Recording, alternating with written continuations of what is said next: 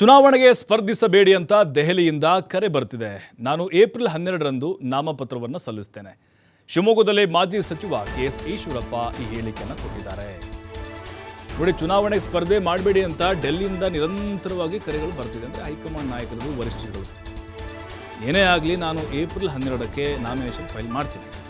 ಶಿವಮೊಗ್ಗದಲ್ಲಿ ಮಾಜಿ ಸಚಿವ ಕೆಎಸ್ ಈಶ್ವರಪ್ಪ ಈ ಹೇಳಿಕೆಯನ್ನು ಕೊಟ್ಟಿದ್ದಾರೆ.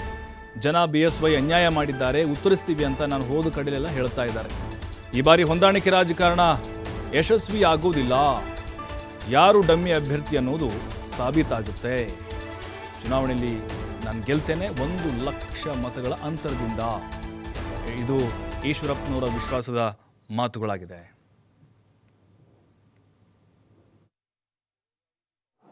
ನಾನು ಜಿಲ್ಲೆಯ ಎಲ್ಲ ವಿಧಾನಸಭಾ ಕ್ಷೇತ್ರಗಳು ಕೂಡ ಸುದ್ದಿ ತಗೋತಾ ಇದ್ದೀನಿ. ಶಿವಮೊಗ್ಗ ಲೋಕಸಭಾ ಕ್ಷೇತ್ರದ ಎಲ್ಲ ವಿಧಾನಸಭಾ ಕ್ಷೇತ್ರದಲ್ಲೂ ಕೂಡ ನಾನು ಅನೇಕ ಬಂದಿದ್ದೀನಿ, ಕೆಲವು ಸುದ್ದಿನೂ ತಗೊಂಡಿದ್ದೀನಿ.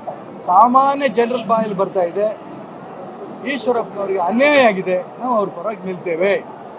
ಇದು ನಮ್ಮ ಕಾರ್ಯಕರ್ತರು ಇನ್ನೂ ಯಾವ ಓಟನ್ನು ಮುಟ್ಟೇ ಇಲ್ಲ. ಇನ್ನು ಅದ್ರ ಮುಂಚೆನೇ ಅವ್ರು ಹೇಳ್ತಾ ಇದ್ದಾರೆ, ನಾವು ಅವ್ರಿಗೆ ಅನ್ಯಾಯ ಆಗಿದೆ, ಅನ್ಯಾಯ ಮಾಡಿರೋಂಥ ಯಡಿಯೂರಪ್ಪನವರು ಅನ್ಯಾಯ ಮಾಡೋದಕ್ಕೆ ನಾವು ಈಶ್ವರಿಗೆ ಉತ್ತರ ಕೊಡ್ತೇವೆ. ಇದು ಸಾಮಾನ್ಯ ಜನರು ಮಾತಾಡ್ತಾರಂಥ ಅಂಶ.